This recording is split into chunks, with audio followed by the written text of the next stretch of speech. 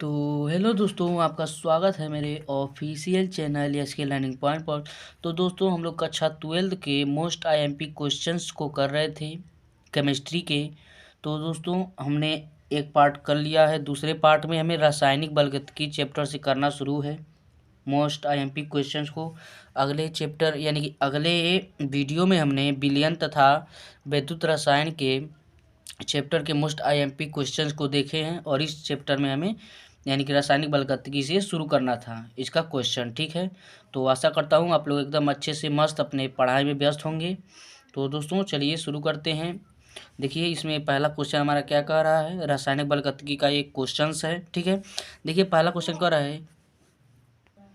तो दोस्तों देखिए, पहला क्वेश्चन क्या कर रहा है। पहला क्वेश्चन कर रहा है, एक अभिक्रिया के लिए वेग स्थिरांक के बराबर 2.3 गुणे 10⁻⁵ litre mole inverse second inverse है तो कोटि होगी। इसमें हमें कोटि बताना है कि एक अभिक्रिया के लिए वेग स्थिरांक जो होता है उसे के से प्रदर्शित करते हैं। के का मान 2.3 गुणे 10⁻⁵ litre mole inverse second inverse है तो कोटि का मान हमें बताना है कि कोटि क्या होगा। तो उत्तर में लिखेंगे दोस्तों, हम जानते हैं कि यानी कि वी नो डैट यानी कि हम जानते हैं कि द्वितीय कोटि के लिए वेग स्थिरांक के का मात्रक क्या होता है, मोल इनवर्स, लीटर इनवर्स और सेकेंड इनवर्स होता है। ठीक है, यही हमारा इसका आंसर हो जाएगा कोटि। ठीक है, कोटि के लिए। अब देखिए अगला क्वेश्चन क्या कर रहा है। अगला क्वेश्चन कर रहा है, तापी गुणांक क्या है। हमें इसमें बताना है कि जो तापी गुणांक होता है वो आखिर है क्या। ठीक है, और बताना है अपक्रिया के वेग से इसका क्या संबंध है, और जो अपक्रिया का वेग होता है उससे इसका संबंध क्या है। ठीक है, इससे संबंध क्या है। ठीक है, लिखेंगे तापी गुणांक, लिखेंगे 10 डिग्री सेल्सियस। ठीक है, लिखेंगे 10 डिग्री सेल्सियस ताप के अंदर। ठीक है, यानी कि 10 डिग्री ताप, यहाँ पर एक कटा हुआ है, 10 डिग्री सेल्सियस ताप के अंतर पर मापे गए वेग स्थिरांकों के अनुपात को, यानी कि 10 डिग्री ताप के अंदर। ठीक है, अंतर यानी कि उसमें तुलना की गई है, यानी कि 10 डिग्री ताप, जो 10 डिग्री ताप है उसके अंतर पर मापे गए, यानी कि 10 डिग्री ताप पर के अंतर पर मापे गए वेग स्थिरांकों के अनुपात को, ठीक है, तापी गुणांक कहते हैं। तापी गुणांक बराबर के टी होता है। के टी क्या होता है, तापी गुणांक होता है प्लस किसमें 10 डिग्री सेल्सियस अपान के टी। ठीक है, ये जो ऊपर वाला है क्या है, वेग स्थिरांक है, यानी कि के टी प्लस 10 डिग्री सेल्सियस क्या है, वेग स्थिरांक 10 पर बढ़कर है, 10 डिग्री पर बढ़कर है, और जो के टी वो क्या है, वेग स्थिरांक है। ठीक है, के हमारा क्या है, वेग स्थिरांक है, के बराबर हमारा क्या है, वेग स्थिरांक है। अब इसमें क्या लिखना था, इसमें लिखेंगे 10 डिग्री ताप बढ़ाने पर, यानी कि नोट में लिखेंगे दोस्तों, ये इंपॉर्टेंट तथ्य है। इसमें लिखेंगे कि जो 10 डिग्री ताप बढ़ाने पर, यानी कि 10 डिग्री सेल्सियस ताप बढ़ाने पर अपक्रिया का वेग 2 गुना हो जाता है। यानी कि जब 10 डिग्री ताप बढ़ाते हैं, यानी कि जब अपक्रिया के 10 डिग्री ताप को बढ़ाते हैं तो अपक्रिया का जो वेग होता है ना वो 2 गुना हो जाता है। ठीक है, क्या हो जाता है, 2 गुना होता है। अब देखिए अगला क्वेश्चन कर रहा है, अपक्रिया का वेग का अर्थ उदाहरण सहित स्पष्ट कीजिए। यानी जो अपक्रिया का वेग होता है उसे उदाहरण सहित स्पष्ट करना है। तो चलिए लिखते हैं अपक्रिया का वेग, लिखेंगे एकांक समय में, एकांक मतलब एक होता है, एकांक समय में अभिकारक या उत्पाद के सांद्रता में होने वाले परिवर्तन को, यानी कि एकांक समय में अभिकारक तथा उत्पादों के सांद्रताओं में होने वाले परिवर्तन को ही अपक्रिया का वेग कहते हैं। यानी आर बराबर डेल्टा कंसंट्रेशन ऑफ आर होता है अपान डेल टी। ठीक है, ये कंसंट्रेट होता है ये, यानी कि बड़ा कोष्टक का संदर्भ डेल, बड़ा कोष्टक में आर अपान डेल टी। ठीक है, अब देखिए मात्रक, इसका मात्रक लिखेंगे मोल, लीटर इनवर्स, सेकेंड इनवर्स प्रति या करके है। ठीक है, या प्रति नहीं है, ठीक है, या है, यानी कि पहला मात्रक मोल, लीटर इनवर्स, सेकेंड इनवर्स है, या करके है, मोल, लीटर इनवर्स और सेकेंड इनवर्स के स्थान पर मिनट इनवर्स भी लिख सकते हैं। ठीक है, ये हमारा क्वेश्चन था। चलिए अगला क्वेश्चन देखते हैं। अब देखिए अगला क्वेश्चन क्या कर रहा है। अब देखिए दोस्तों, अगला क्वेश्चन इसमें कह रहा है, शून्य कोट की अपक्रिया को स्पष्ट कीजिए तथा उदाहरण सहित लिखिए। यानी जो शून्य कोट की अपक्रिया होती है दोस्तों उसे हमें लिखना है और उदाहरण उसको बताना है, उसका उदाहरण भी हमें बताना है। तो चलिए लिखते हैं। लिखेंगे शून्य कोट की अपक्रिया। ठीक है, शून्य कोट की अपक्रिया लिखेंगे। वह अपक्रिया यानी कि वह रासायनिक अपक्रिया। ठीक है, शून्य कोट की अपक्रिया में लिखेंगे वह रासायनिक अपक्रिया जिसके वेग समीकरण यानी कि वह रासायनिक अपक्रिया जिसके वेग समीकरण अभिकारकों की सांद्रताएं शून्य घात हों तो वह शून्य कोट की अपक्रिया कहलाती है। एक बार और देखेंगे दोस्तों, वह रासायनिक अपक्रिया यानी कि वह रासायनिक अपक्रिया जिसका वेग समीकरण के अभिकारकों की सांद्रताएं, जो अभिकारक होते हैं उनकी जो सांद्रता है वो शून्य हो, उनकी सांद्रता क्या हो, शून्य घात हो, उस पर क्या हो, शून्य घात हो, तो वह शून्य कोट की अपक्रिया कहलाती है। उदाहरण के लिए देखेंगे H2 प्लस Cl2। ठीक है, ये 2HCl बना है।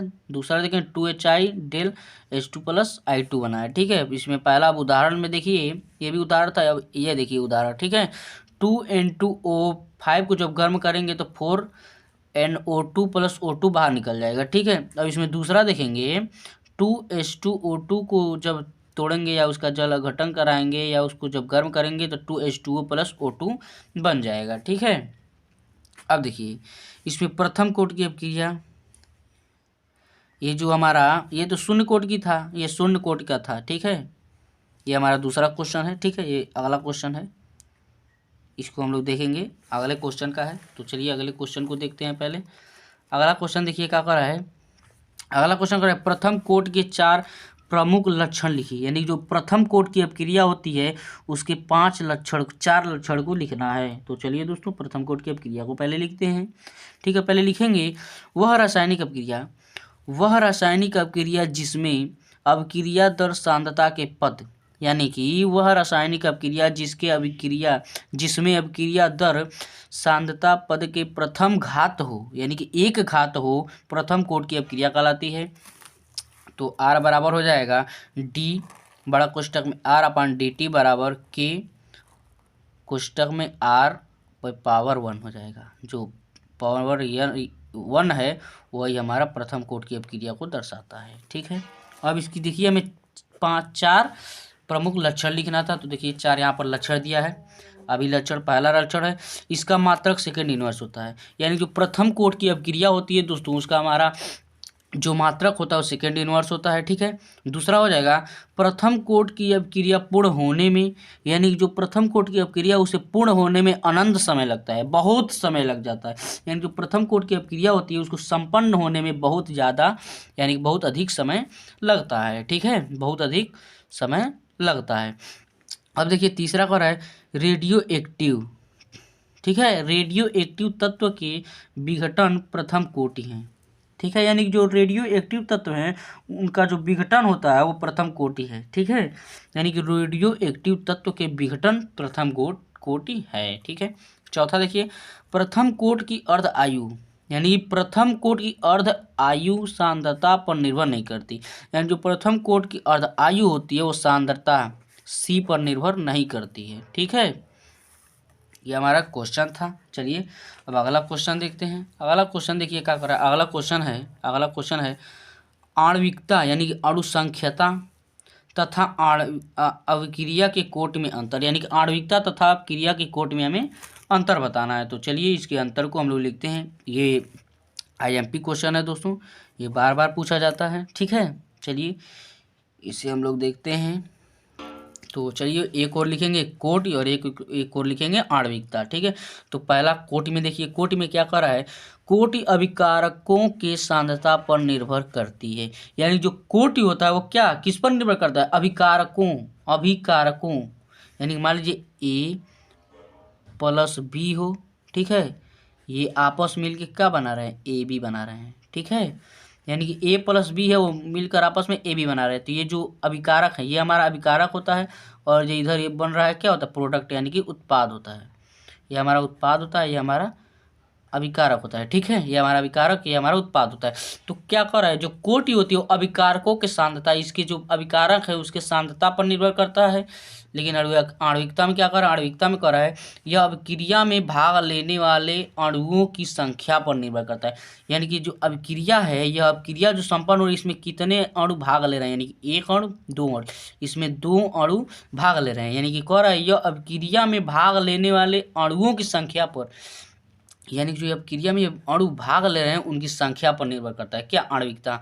आणविकता जो होती है अभिक्रिया में भाग लेने वाले किस पर, संख्या पर, उनके अणुओं की संख्या पर निर्भर करता है। और जो कोटि होता है वो क्या, अभिकारकों की सांद्रता पर निर्भर करता है, ठीक है। अब देखिए दूसरा कोटि में, कोटि का मान शून्य हो सकता है। यानी कि जो कोटि होती है वो कोटि, यानी कि जो हमारा अभिकारक है उसका मान क्या हो जाता है, शून्य हो सकता है, लेकिन आणविकता का मान शून्य नहीं हो सकता। यानी जो आणविकता होती है, यानी कि जब मान लीजिए जब जीरो प्रोडक्ट, यानी कि जीरो जब अभिकारक होंगे, जब अभिकारकों की संख्या जीरो होगी तो क्या वो अभिक्रिया संपन्न होगी। यहाँ पर जब कोई अभिकारक ही नहीं रहेगा तो अभिक्रिया संपन्न कैसे होगी, अभिक्रिया तो संपन्न हो ही नहीं सकती। वही कह रहा है आणविकता का मान कभी शून्य नहीं हो सकता, आणविकता जो है उसका मान शून्य नहीं हो सकता है, लेकिन ये क्या, जो कोटि है उसका मान शून्य हो सकता है, ठीक है। अब तीसरा देखिए कह रहा है कोटि का मान 3 से अधिक हो सकता है। यानी कि कोटि है, कोटि का मान 3 से अधिक हो सकता है, ठीक है। यानी कि जो कोटि है, कोटि का मान 3 से अधिक हो सकता है, लेकिन ये देखिएगा तीसरा, यानी कि आणविकता में यह 3 से अधिक नहीं हो सकता, यह 3 से अधिक नहीं हो सकता। यानी कि जो यहाँ पर इसकी जो संख्या होती है अभिकारकों की वो 3 से अधिक, अणुओं की जो संख्या होती है वो 3 से अधिक नहीं हो सकती, किसमें, आणविकता में, ठीक है। अब कोटि में देखेंगे यह मंद पद पर निर्भर करता है। यह मंद मतलब धीरे धीरे, ठीक है, यह मंद पद पर निर्भर करता है। लेकिन ये जो आणविकता होती है यह मंद एवं तीव्र दोनों पदों पर निर्भर करता है। यानी जो आणविकता होता है मंद पद तथा तीव्र पद दोनों पर निर्भर करता है, लेकिन जो कोटि होती है वो केवल मंद पद पर ही निर्भर करता है। ये हमारा इसका क्वेश्चन था दोस्तों। चलिए अब अगला क्वेश्चन देखते हैं। अगला क्वेश्चन देखिए क्या करा है, अगला क्वेश्चन करा है एक गैसीय अभिक्रिया की एक गैसीय अभिक्रिया के वेग को आधा किया जाता है। यानी कि एक गैसीय अभिक्रिया है जिसको क्या किया जाता है, आधा किया जाता है, ठीक है। अभिक्रिया के वेग को आधा किया जाता है, जबकि पात्र का आयतन, यानी कि जो पात्र है पात्र का आयतन दोगुना किया जाता है। यानी कि देखिएगा एक गैसीय अभिक्रिया का वेग को, जो अभिक्रिया का वेग है उसको आधा किया जा रहा है, लेकिन जो पात्र का आयतन है ना, जो पात्र का वैल्यूम है उसको क्या किया जा रहा है, दोगुना किया जा रहा है। तो अभिक्रिया की कोटि ज्ञात कीजिए, उसमें हमें अभिक्रिया के कोटि को ज्ञात करना है। तो चलिए इसमें अभिक्रिया के कोटि को ज्ञात करते हैं। लिखेंगे उत्तर में वेग बराबर आर बड़े कोष्ठक में ए, ठीक है। यदि वेग आधा व आयतन दोगुना कर दिया जाए, यानी कि जब वेग को आधा तथा आयतन को जब दोगुना किया जाए तो आयतन दो गुना करने पर सांद्रता आधी हो जाती है। जब आयतन को आधा किया जाता है, देखिएगा जब आयतन को दोगुना किया जाता है ना, तो जब आयतन जो है जब उसको दोगुना किया जाता है तो सांद्रता क्या होती है, सांद्रता आधी हो जाती है। यानी जब आयतन का मान बढ़ता है तो सांद्रता का मान घटता है। इससे हम लोग क्या पता कर लेते हैं, जब आयतन बढ़ता है तो क्या सांद्रता कम हो जाती है। यानी कि जब आयतन दोगुना होता है तो सांद्रता आधी हो जाती है, ठीक है। यानी कि 1/वेग, यानी कि वेग को क्या किया जा रहा है, देखिएगा यहाँ पर वेग को क्या आधा किया जाता है। जब वेग को 1/2 यानी कि आधा किया जा रहा है तो के जो क्या होता है, के हमारा क्या होता है, वेग स्थिरांक होता है। वेग स्थिरांक 1/r पे पावर x हो जाएगा, ठीक है। तो वेग बराबर 2 गुणे, क्योंकि जो ये हमारा आयतन है, आयतन को क्या किया जा रहा है, दोगुना किया जा रहा है। जब आयतन को दोगुना करेंगे तो 2 गुणे 1/2 के कोष्ठक में r पे पावर 1 हो जाएगी, ठीक है। अब ये 2 से 2 खल्लास हो जाएगा, ठीक है। तो देखिए वेग के बराबर क्या होता है, यानी कि वेग बराबर के r कोष्ठक में r पे पावर 1 हो जाएगा। तो x बराबर क्या होता है, 1 होता है, x बराबर 1 हो जाएगा, ठीक है। x बराबर 1 हो जाएगा तो प्रथम कोटि की अभिक्रिया क्या हो जाएगी, प्रथम कोटि की अभिक्रिया होगी। यानी कि जो ये अभिक्रिया होगा, कोटि हमें बताना था ना किस कोटि की अभिक्रिया है, तो ये जो अभिक्रिया होगा किस, एक कोटि की अभिक्रिया होगी, यानी कि प्रथम कोटि की अभिक्रिया होगी, ठीक है। अब देखिए अगला क्वेश्चन क्या है, प्रथम कोटि की अभिक्रिया के लिए अर्ध आयुकाल का सूत्र। अर्ध आयु का सूत्र। ये एमसीक्यू में भी क्वेश्चन आ जाता है, ठीक है। तो लिखेंगे उत्तर, वेग स्थिरांक के बराबर 0.693, 0.693 अपन टी और 1/2, यही अर्ध का आयु होता है, ठीक है। अर्ध आयु होता है, यानी कि T1/2, ये हमारा क्या होता है, अर्ध आयु का सूत्र होता है, ठीक है। अब चलिए अगला क्वेश्चन। अब देखिए दोस्तों अगला क्वेश्चन कर रहा है, अभिक्रिया के औसत तथा ताक्षणिक वेग को समझाइए। यानी कि जो अभिक्रिया का औसत होता है तथा ताक्षणिक वेग होता है उसको हमें समझाना है, और उन्हें प्रवाहित करने वाले दो कारकों का वर्णन कीजिए, और उन्हें प्रवाहित करने वाले दो कारकों का भी वर्णन करना है। तो चलिए दोस्तों इसे हम लोग वर्णन करते हैं। तो लिखेंगे पहले अभिक्रिया का औसत वेग, ठीक है। क्या, अभिक्रिया का औसत वेग लिखेंगे किसी निश्चित समय अंतराल, ठीक है, किसी निश्चित समय अंतराल यानी कि डेल टी, किसी निश्चित समय अंतराल यानी कि डेल टी में अभिकारक या उत्पाद की सांद्रता में हुए परिवर्तन को, यानी कि किसी निश्चित समय अंतराल में, एक निश्चित समय अंतराल में, समय के अंतराल में, यानी कि एक निश्चित समय के अंतराल में, यानी कि डेल टी में अभिकारक या उत्पाद, यानी कि अभिकारक या उत्पाद की सांद्रता में, यानी कि अभिकारक और उत्पाद के सांद्रता में जो परिवर्तन होता है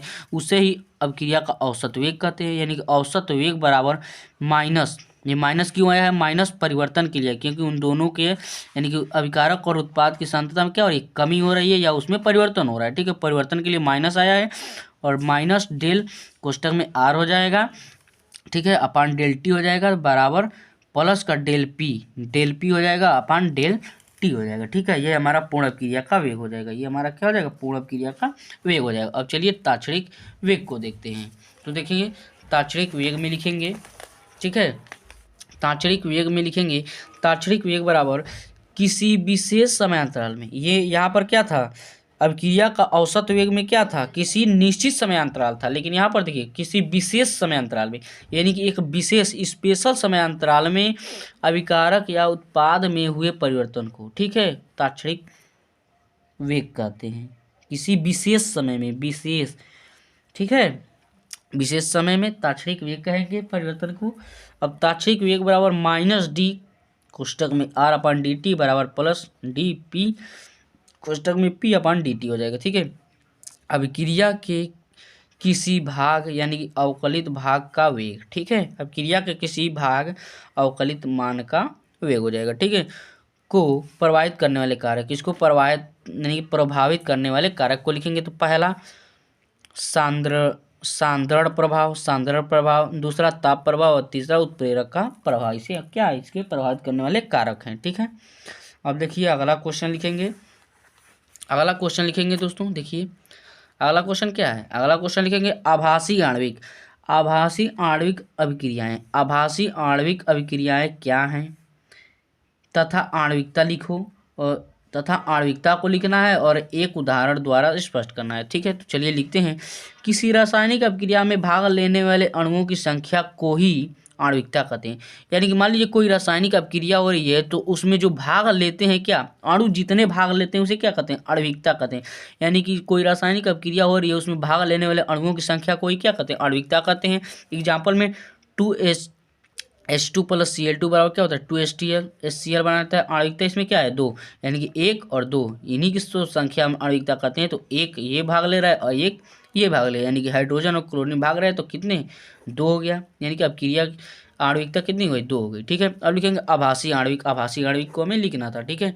लिखेंगे आभासी आणविक में लिखेंगे ऐसी रासायनिक अभिक्रिया, ठीक है, ऐसी रासायनिक अभिक्रिया जिसमें कोटि को एक होती है, जिसमें कोटि तो एक होती है, यानी कि ऐसी रासायनिक अभिक्रिया जिसमें कोटि कितनी होती है, एक होती है, ठीक है, परंतु आणविकता एक से अधिक होती है। यानी कि वह रासायनिक अभिक्रिया जिसमें कोटि एक होती है लेकिन आणविकता क्या होती है, एक नहीं, एक से अधिक होती है, ठीक है, वही छद्म एकाणु अभिक्रिया कहलाती है। छद्म एकाणु अभिक्रिया यानी कि आभासी आणविकता कहलाती है, या उसे कहते हैं, ठीक है।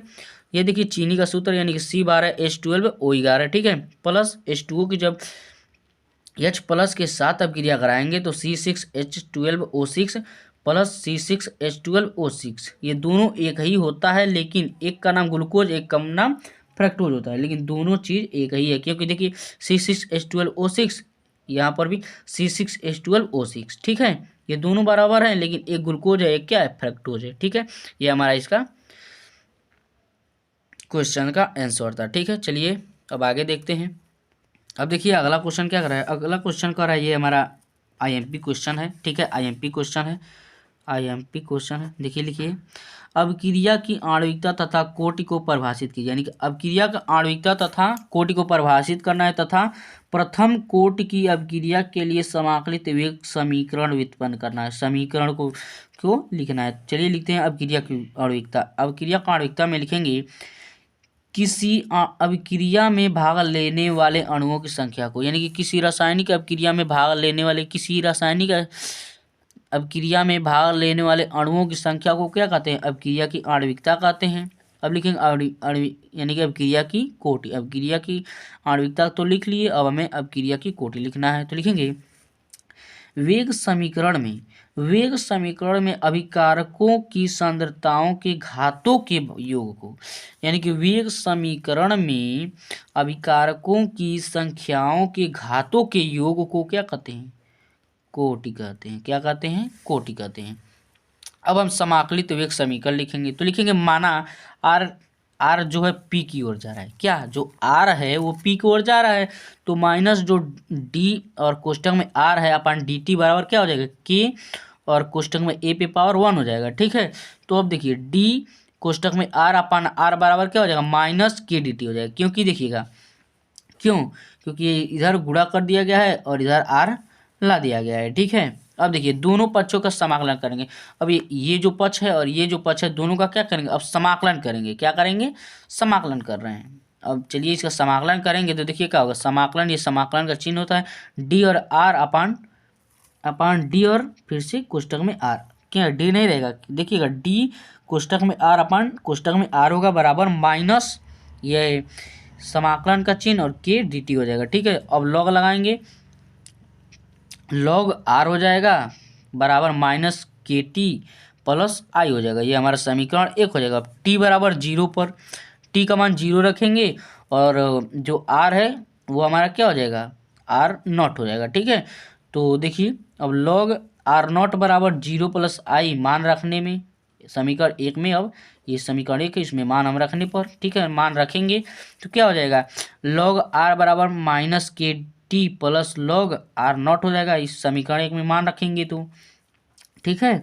अब देखिए के टी बराबर क्या बच गया, के टी बराबर log are not minus log are हो गया। अब के बराबर ये जो लॉग होता है, लॉग का मान कितना है, लॉग बराबर 2.303 होता है, लॉग का मान होता है दोस्तों, ये ध्यान दीजिएगा, लॉग का मान कितना होता है 2.303, ठीक है, अपान टी हो जाएगा और ये लॉग बेस 10 हो जाएगा और ये क्या हो जाएगा, लॉग यानी कि कंसंट्रेशन ऑफ आर नॉट और कंसंट्रेशन ऑफ आर हो जाएगा ये बटे में, ठीक है। ये हमारा इसका समीकरण यानी कि समीकरण प्राप्त हो जाएगा, यानी कि आर बराबर 2 के आर करें के बराबर 2.303 अपान टी लॉग बेस 10 और concentrate of R naught upon R naught हो जाए आर हो जाएगा, ठीक है, ये कोष्टक में, ठीक है। यही हमारा इसकी समाकलित वेग का समीकरण हो जाएगा। इसे या करके क्या लिख सकते हैं, या करके लिख सकते हैं के बराबर 2.303 अपान टी और ये लॉग ए अपान ए माइनस एक्स भी लिख सकते हैं। ये हमारा आसान वाला फार्मूला होता है, इसे हम लोग आसान से ही समझते हैं, ठीक है। अब ये हमारा क्वेश्चन था दोस्तों, ठीक है। अब चलिए अगला क्वेश्चन देखते हैं। अगला क्वेश्चन देखिए क्या कर रहा है, अगला क्वेश्चन है आर्हीनियस समीकरण दीजिए, यानी कि जो आर्हीनियस का समीकरण है उसको लिखना है और अब क्रिया की सक्रियण ऊर्जा आरेख विधि से कैसे प्राप्त करेंगे, ठीक है। चलिए लिखते हैं आर्हीनियस समीकरण। समांगी गैसीय अभिक्रिया में, यानी कि जो समांगी गैसीय अभिक्रिया होता है उसमें ताप परिवर्तन के कारण, यानी कि ताप में जो परिवर्तन होता है उसके कारण वेग स्थिरांक के में होने वाले परिवर्तन को निम्नलिखित समीकरण से दर्शाया जाता है, यानी के बराबर ए ई पर पावर माइनस ई ए अपान आर टी। ई ए जो होता है वही हमारा संक्रियण ऊर्जा होता है, आर हमारा क्या होता है गैस नियतांक, टी हमारा टेम्परेचर होता है, ठीक है।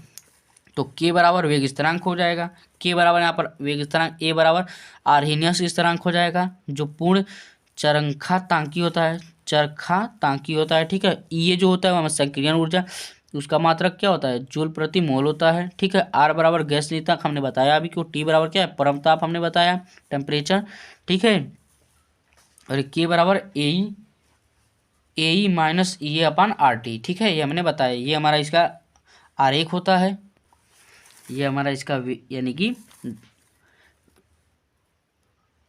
ग्राफ है, ठीक है।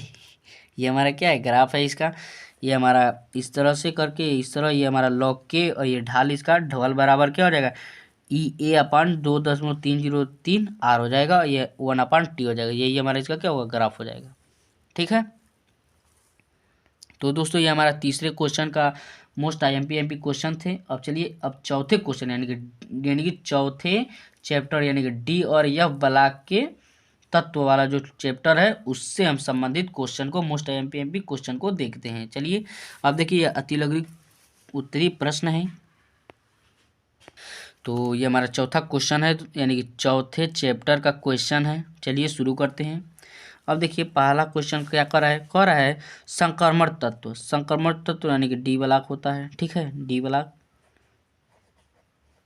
क्या होता है हमारा संक्रमण तत्व। चलिए अब लिखते हैं, संक्रमण तत्वों की 3D श्रेणी का कौन सा तत्व बड़ी संख्या में ऑक्सीकरण संख्या दर्शाता है, उसे हम और क्यों दर्शाता है, ठीक है। तो लिखेंगे Mn जो 25 है, जेड ये हमारा परमाणु क्रमांक को दर्शाते हैं बराबर 25। यह अधिकतम ऑक्सीकरण अवस्था प्रदर्शित करते हैं, यानी कि जो Mn है यानी क्या है, मैग्नीज है, यह अधिक ऑक्सीकरण संख्या प्रदर्शित करता है। तो क्यों करता है, क्योंकि इसके अंतिम डी कक्षक में D3D5 में अधिकतम 5 अयुग्मित इलेक्ट्रॉन पाए जाते हैं। 5 अयुग्मित इलेक्ट्रॉन पाए जाते हैं। इसका मतलब क्या है, तो यानी कि डी कक्ष में हमने ये भी बताया था, यस कक्ष में एक उपकक्ष होते हैं, एक कक्ष होता है। यस पी में 3 होता है, डी में 5 होता है और यफ में क्या होता है, यफ में 7 कक्षक होता है। इसमें हमने बताया था। अब देखिए डी में 5 कक्षक होता है, तो चलिए डी में 5 कक्षक पहले बना लीजिए, 1 2 3 4 5, ठीक है, 5 कक्षक बन गया है। अब इसमें इलेक्ट्रॉन भरिए, कितना है, 5 इलेक्ट्रॉन है ना इसमें, तो 1 electron, 2 electron, 3 electron, 4 electron, 5 electron, 5 electron पूरा भर गया।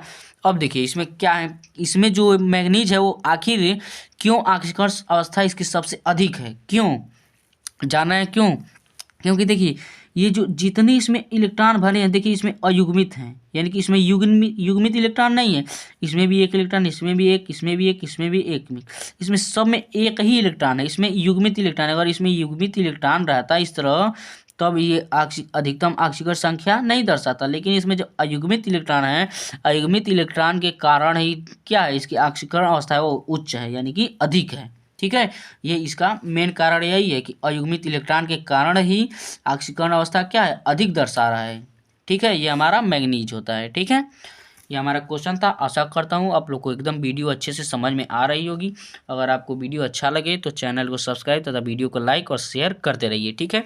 अब देखिए अगला क्वेश्चन देखिए क्या कर रहा है। अगला क्वेश्चन हमें क्या कर रहा है, अगला क्वेश्चन कर रहा है संक्रमण तत्व परिवर्ती ऑक्सीकरण अवस्थाएं प्रदर्शित करता है, क्यों।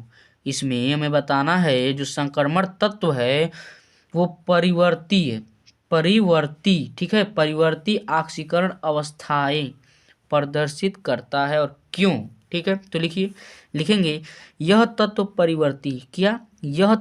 परिवर्ती ऑक्सीकरण अवस्थाएं दर्शाते हैं क्योंकि इनके कक्षक एच और NS है, ठीक है, NS है, ये हमारा क्या है, NS और N-1D है। इनके N-1D और NS यानी कि 4S कक्षक के बीच बहुत कम ऊर्जा 3D अंतर होता है, यानी कि बहुत ही कम ऊर्जा क्या 3D अंतर होता है। इस कारण तत्वों में से आंतरिक कोश के इलेक्ट्रॉन आसानी से निकल जाते हैं और ऑक्सीकरण संख्याओं की संख्या क्या हो जाती है, बढ़ जाती है। या करके इतना बड़ा लिखने से फायदा है कि 2 लाइन और सटीक और अच्छे से लिखे। या करके लिखेंगे क्योंकि इनके अंतिम डी कक्षकों में अयुग्मित इलेक्ट्रॉन होने के कारण संक्रमण तत्वों परिवर्ती ऑक्सीडेशन नंबर प्रदर्शित करते हैं। ऑक्सीडेशन मतलब क्या होता है? ऑक्सीडेशन नंबर यानी कि ऑक्सीकरण संख्या। ओ से क्या होता है? ऑक्सीडेशन। एन से क्या होता है? नंबर। ऑक्सीडेशन मतलब, ऑक्सीडेशन का मतलब ऑक्सीकरण हो गया, नंबर का मतलब अवस्थाएं यानी कि ऑक्सीकरण संख्या हो गया। ठीक है, नंबर का मतलब संख्या ही ना होता है।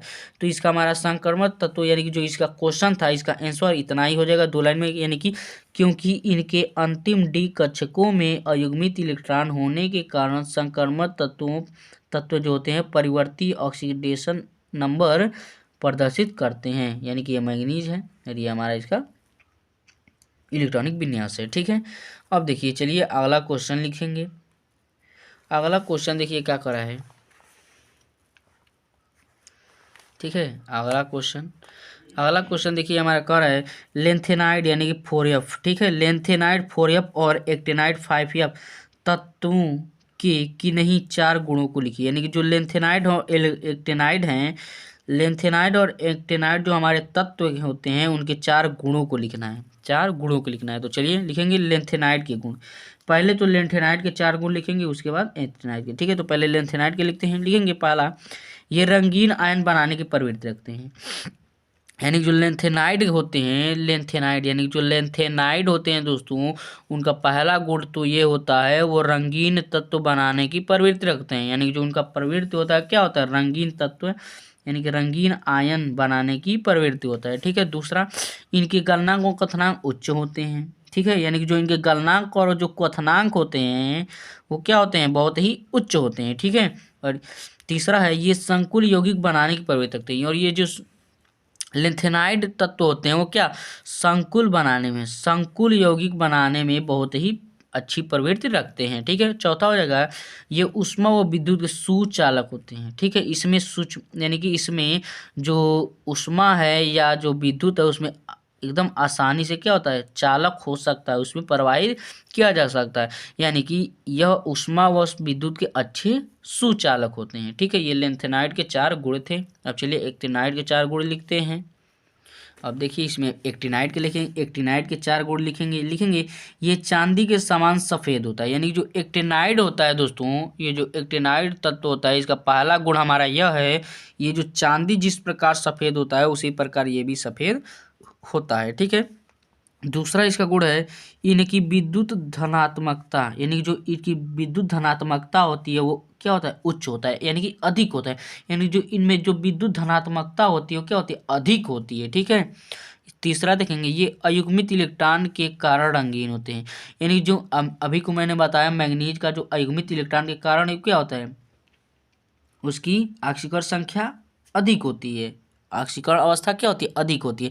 इसमें उसी प्रकार ये अयुग्मित इलेक्ट्रॉन के कारण रंगीन तत्व बनाते हैं। यानी कि जब अयुग्मित इलेक्ट्रॉन होंगे तो ही वो रंगीन तत्व बनाएंगे, रंगीन तत्व। ठीक है, चौथा लिखेंगे, इनके भी गलनांक और क्वथनांक क्या होते हैं? उच्च होते हैं। जैसे एक्टिनाइड का था, यानी कि लेंथेनाइड का था, गलनांक और क्वथनांक अधिक था, उसी प्रकार जो एक्टिनाइड है, इसका भी गलनांक और क्वथनांक क्या होता है? उच्च, यानी कि अधिक होता है। ठीक है, आशा करता हूँ आपको कुछ समझ में आ रहा होगा। अब देखिए अगला क्वेश्चन लिखेंगे। ठीक है, अगला क्वेश्चन में हम लिखेंगे मिश्र धातु क्या है। यानी कि जो मिश्र धातु होती हैं, वो आखिर है क्या? लेंथेनाइड धातुओं से युक्त एक प्रमुख मिश्र धातु का उल्लेख कीजिए। इसके प्रयोग भी लिखिए, उपयोग भी लिखना है। तो चलिए लिखते हैं। हो जाएगा, 2 या 2 से अधिक, यानी कि 2 या 2 से अधिक धातुओं के समांगी मिश्रण को, यानी कि जब 2 या 2 से अधिक धातुओं को जब आपस में उनके समांगी मिश्रण कराया जाता है, तो मिश्र धातु का निर्माण होता है। यानी कि जब 2 या 2 से अधिक धातु जो होते हैं, जब उनका समांगी मिश्रण कराया जाता है, तो मिश्र धातु का निर्माण होता है। दोस्तों, ये हमारा मिश्र धातु बनता है। यानी कि डी व एफ ब्लॉक के तत्व धात्विक बंध के कारण मिश्र धातु बनाने के लिए अधिक सक्षम होते हैं। क्या?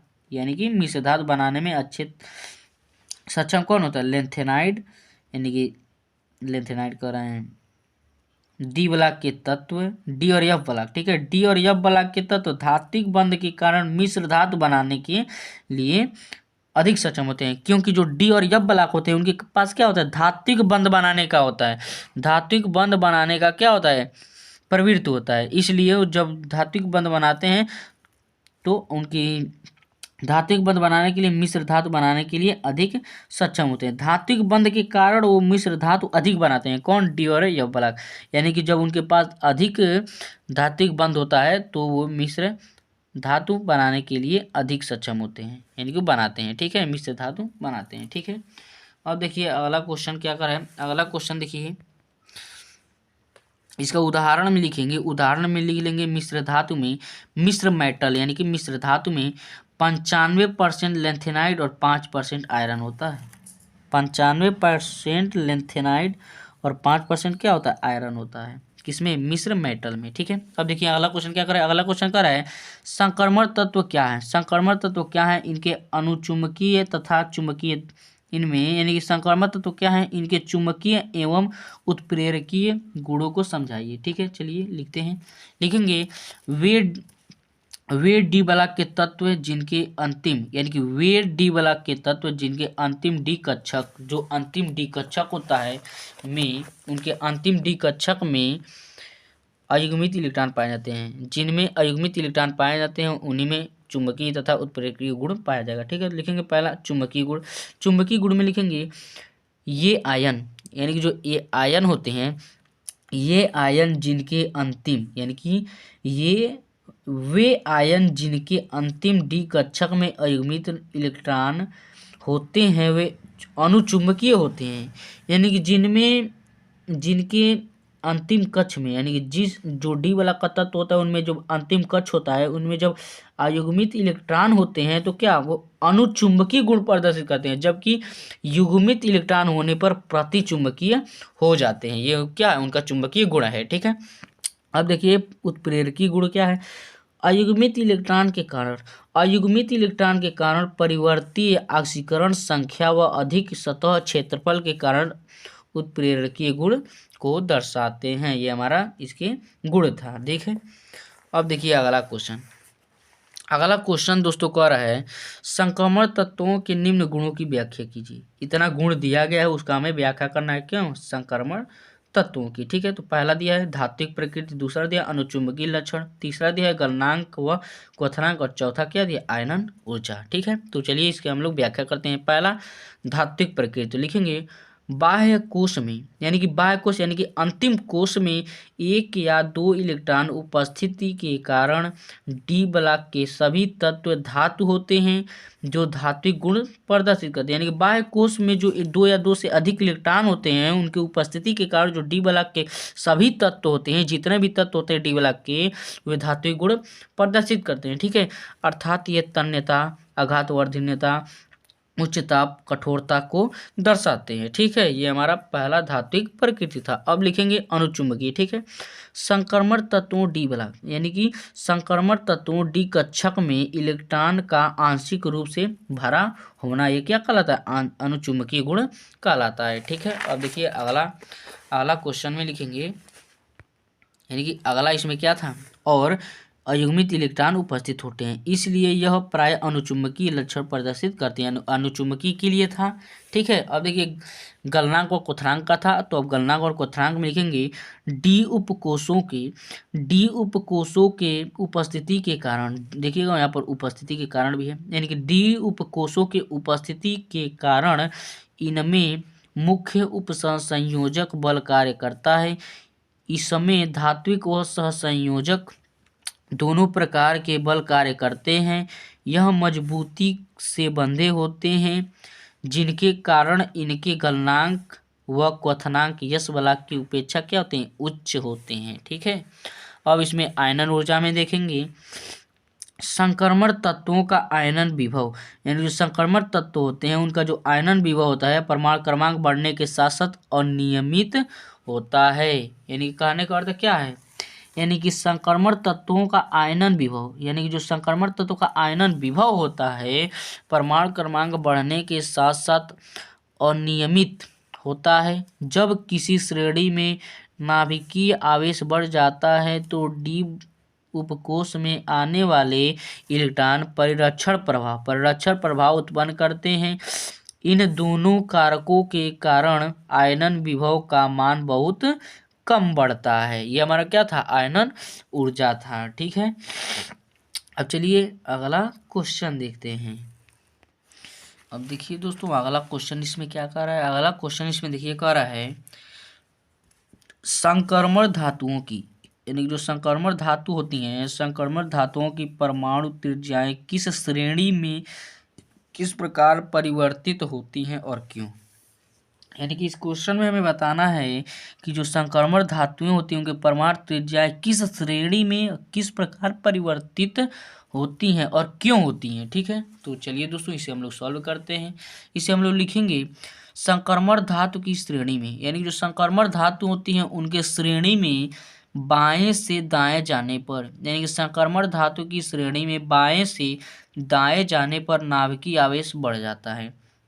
यानी जो संक्रमण तत्व होते हैं दोस्तों उनकी जो श्रेणी होती है बाएं से दाएं, यानी कि जब बाएं से दाएं जाता है, जब बाएं से दाएं जाने पर नाभिकीय आवेश क्या होता है, बाएं बढ़ जाता है। यानी कि जब जो संक्रमण तत्व होता है ना दोस्तों उसमें बाएं से दाएं जाने पर जो नाभिकीय आवेश होता है वो बढ़ जाता है। ठीक है, जिससे परमाणु त्रिज्याएं कम हो जाती है। जब नाभिकीय आवेश बढ़ता है ना तो त्रिज्याएं, जब देखिए जब नाभिकीय आवेश बढ़ता है तो जो परमाणु त्रिज्याएं क्या होती हैं वो कम होने लगती हैं, यानी कि छोटी होती जाती हैं।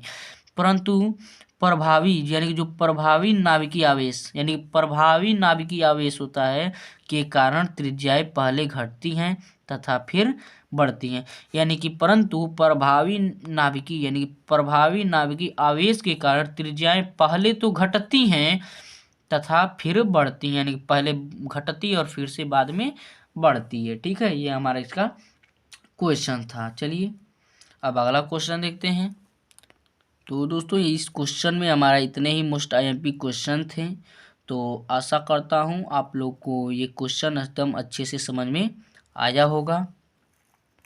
तो दोस्तों इस क्वेश्चन में हमारे इतने ही क्वेश्चन थे एकदम मोस्ट आईएमपी एमपी। ठीक है, तो आशा करता हूँ आप लोग को वीडियो अच्छे से समझ में आई होगी। तो दोस्तों यदि आपको वीडियो अच्छा से समझ में आए तो वीडियो को लाइक तथा वीडियो को शेयर तथा चैनल को सब्सक्राइब जरूर करें।